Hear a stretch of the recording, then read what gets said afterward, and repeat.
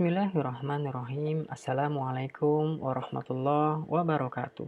Selamat berjumpa rekan-rekan dosen dan mahasiswa bersama saya Heri Mulyono. Dalam kesempatan podcast kali ini, saya akan berbagi kepada rekan-rekan sekalian tentang artikel data.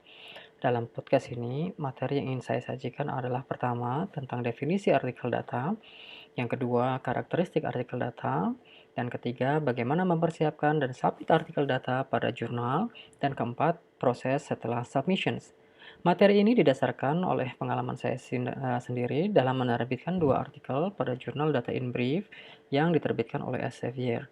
Link publikasi dapat rekan-rekan lihat dalam deskripsi pada video podcast kali ini. Rekan-rekan dosen dan mahasiswa yang saya hormati, baiklah kita mulai podcast ini. Pada hakikatnya, publikasi dari sebuah riset dapat dibagi menjadi beberapa jenis publikasi yang sangat mungkin dilakukan oleh peneliti, yaitu antara lain, pertama, publikasi data. Publikasi ini disebut dengan publikasi artikel data atau data article. Kedua, publikasi instrumen atau dalam bentuk artikel pengembangan instrumen atau artikel validasi yang dalam istilah lain disebut dengan a validation study. Ketiga, publikasi literatur review atau diskusi teori pada riset yang kita lakukan, khususnya chapter 2 atau bagian literatur review. Publikasi ini biasa dalam bentuk review article seperti systematic review atau meta-analysis. Dan yang terakhir, publikasi keseluruhan dari riset yang kita lakukan, yaitu publikasi mulai dari latar belakang sampai dengan diskusi temuan yang kemudian kita membuat conclusions ya dan rekomendasi. Publikasi jenis ini yang umum kita temui yaitu dalam format research report article. Dalam podcast kali ini saya akan menyinggung satu jenis publikasi saja, yaitu publikasi data riset melalui format data article. Rekan-rekan, pertama yang harus kita pahami adalah apakah artikel data itu? Artikel data adalah artikel yang mendeskripsikan data yang telah kita kumpulkan dan dianalisa sesuai standar akademik atau kaidah-kaidah akademik. Tentunya, walaupun bentuknya artikel data, publikasi terhadap data artikel ini tetap melalui prosedur preview yang cukup selektif. Setidaknya ada 2 reviewer yang nantinya kita undang atau diundang oleh reviewer untuk mengevaluasi artikel data kita. Berikutnya, jika dilihat dari tujuan artikel data, publikasi artikel data dimaksudkan untuk memberikan informasi tentang proses pengumpulan data, karakteristik data yang telah terkumpul, serta akses terhadap data yang memungkinkan peneliti lain menggunakan data tersebut dalam rangka untuk memvalidasi, melakukan komparasi, ataupun interpretasi dari temuan yang telah kita lakukan. Berikutnya, biasanya artikel data memiliki fokus pada bidang tertentu, seperti biologi, ya kita bisa melihat varietas tanaman, misalkan data-data tentang varietas tanaman, kimia, farmasi, dan lain sebagainya.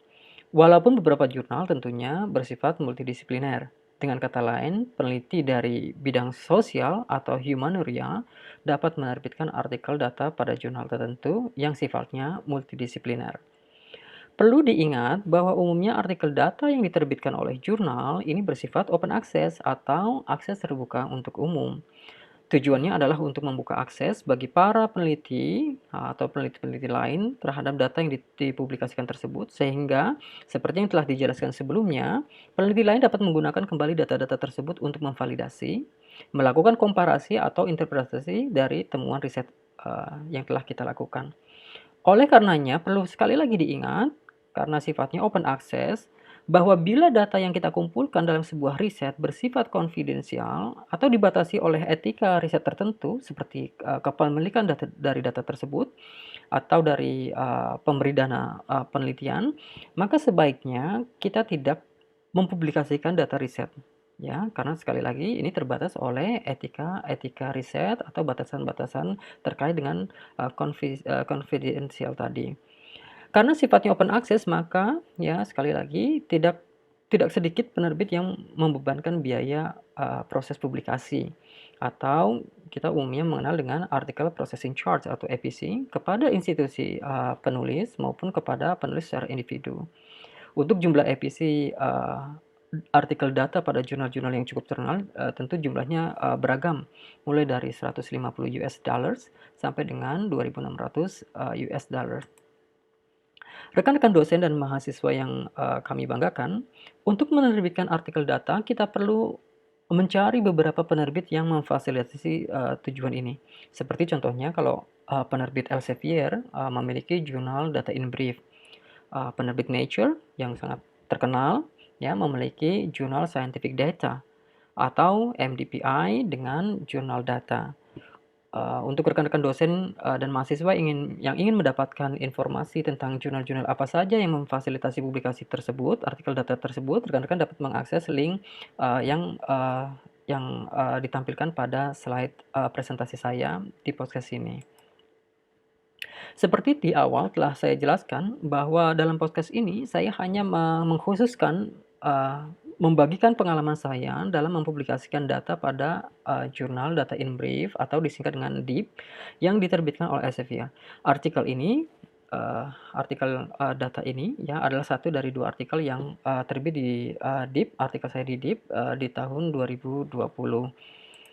Rekan-rekan dosen dan mahasiswa yang saya hormati, baiklah kita coba perhatikan sejenak karakteristik jurnal Data in Brief sebagai berikut. Pertama, data DIP bersifat jurnal multidisipliner yang memungkinkan penerbit artikel dari beragam latar belakang studi, baik natural science maupun social science, untuk mempublikasikan artikel datanya. Kedua, DIP diterbitkan oleh Elsevier. Ya, ini penerbit yang cukup memiliki pengalaman dan reputasi yang tinggi di kalangan peneliti. Ketiga, DIP diindeks oleh pangkalan data database Scopus dan Web of Science. Ya, dalam website Web of Science, rekan-rekan dapat melihat level ESCI.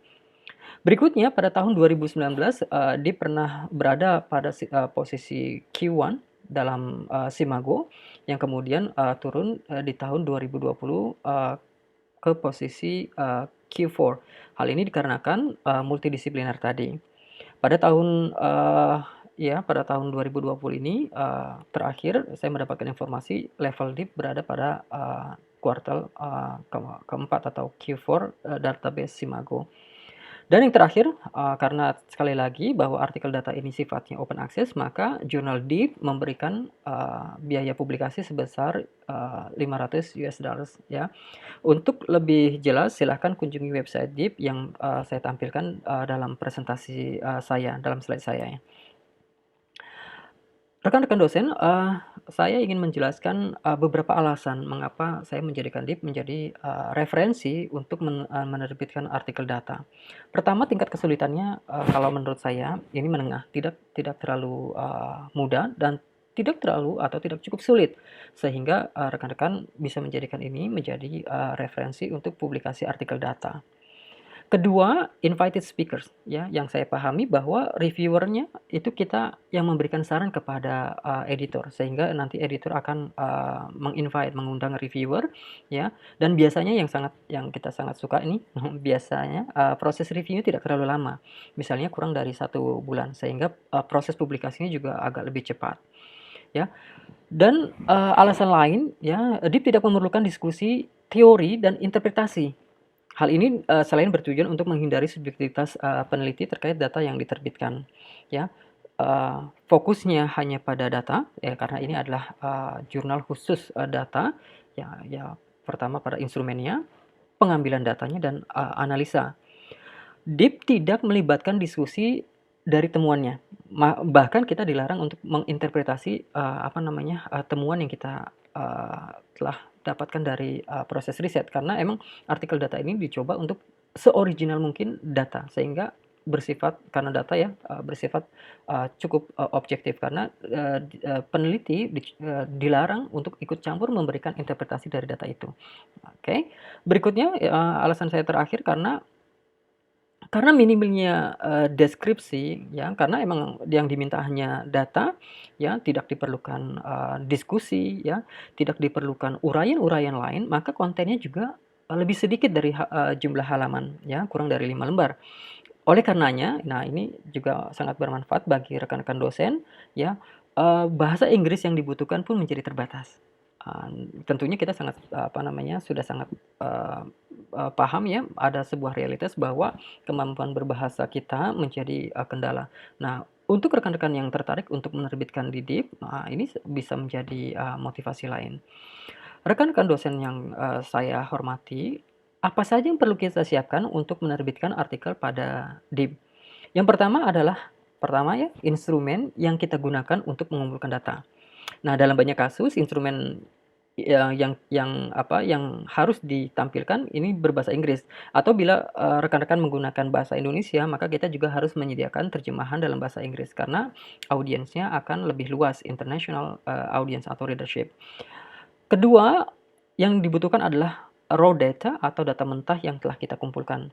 Walaupun nantinya, DIP meminta kita untuk memberikan spesifikasi apakah data ini benar-benar data mentah, data-data yang telah di-screen atau dibersihkan atau telah disaring sebelumnya, ya. Dan penulis juga diberikan, opsi untuk mengupload hasil perhitungan SPSS atau, software lain yang kita gunakan untuk, menganalisa data, ya. DIP memberikan, opsi untuk mengupload output-nya. Ketiga, kita juga harus memiliki portal Mendeley, yaitu, Mendeley yang dimaksud ini adalah Mendeley Data ya, atau, nanti rekan-rekan, diminta untuk membuat akun, silakan ada link-nya yang telah saya berikan dalam slide. Dan kemudian ketika nanti rekan-rekan sudah memiliki akun, rekan-rekan akan, mengupload instrumen dan data-data terkait ya pada Mendeley Data. Walaupun sebenarnya DIP memberikan celah untuk menggunakan repositori kampus, cuma lebih disarankan menggunakan, Mendeley Data. Keempat, ya ya ini, yang perlu disiapkan adalah kita juga harus menyediakan artikel data.